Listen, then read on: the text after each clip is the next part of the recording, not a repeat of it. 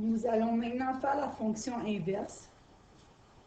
Donc, la fonction inverse de x2 moins 4. J'ai laissé les caractéristiques pour la fonction de base ou celle qui n'a pas été inversée, juste pour si on a besoin de comparer un peu.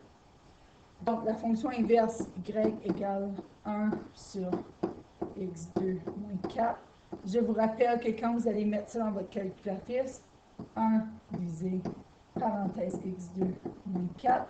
Sinon, la calculatrice, elle ne mettra pas le moins 4 au dénominateur, mais elle va le mettre à côté. Donc, domaine x appartient à R comme toujours, tel que, donc ici, on se pose la question, est-ce qu'on a des valeurs non permises?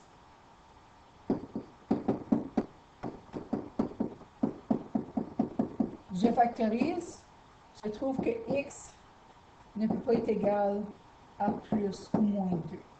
Évidemment, ici, on peut écrire plus 2, moins 2 séparés, ou on peut juste le mettre ensemble. Si vous remarquez ici, parce qu'ici, la valeur non permise, c'est quand ça rend le dénominateur égal à 0. Puis quand il est au numérateur, ben, ça donne que c'est nos abscisses à l'origine. Donc, nos abscisses à l'origine de notre fonction de base, c'est les valeurs non permises de notre fonction inverse. Cette fonction-là ressemble à quoi? Elle ressemble à quelque chose comme ceci. Qui fait du sens. Si vous pensez seulement à l'ordonnée à l'origine qui était moins 4, si on change ça, ça veut dire si on prend le moins 4 puis on fait 1 sur moins 4, ça vient de nous donner moins 1 quart, environ moins 0,25. Donc, c'est normal que ça se rapproche comme ça. Puis on pourrait aller vérifier quelques valeurs, mais ça donnerait quelque chose comme ça. Donc, peut-être un petit peu plus. Parce que vu qu'on a des valeurs non permises, il faut avoir des lignes, des murs, comme j'appelle. Quelque chose comme ça. Donc, ça donnerait à peu près quelque chose comme ça. Donc, l'image y appartient à, encore une fois, y ne peut pas être égal à 0. Pour que ça soit égal, il faudrait que le dénominateur soit 0. Ça ne peut pas arriver dans ce cas ici. Quand x tend vers l'infini, donc quand x devient très, très, très grand, dans ce cas ici, y tend vers 0. Ça veut dire qu'il va s'approcher de 0 sans être égal à 0. Quand x tend vers l'infini négatif, ça veut dire des très très petites valeurs, ou plutôt celui-ci, ça va s'approcher de 0.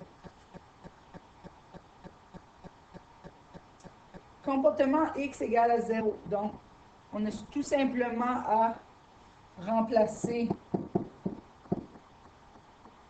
notre x par 0.